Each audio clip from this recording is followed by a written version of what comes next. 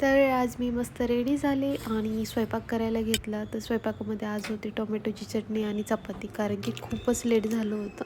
तर म्हटलं चला टोमॅटोची चटणीच करावी आज.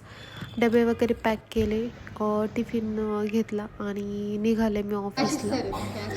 ऑफिसमध्ये आले. दुपारी आम्ही हरी सरांचा बड्डे सेलिब्रेट केला. खरंच टाकणार चांगला फोटो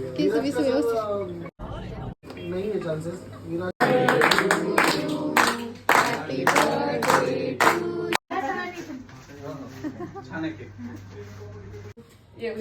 घरी आल्यानंतर मॅगी बनवली.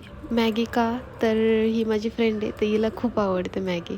तर म्हटलं काय बनवावं, तर तिला मॅगी आवडते, मग मॅगी बनवली.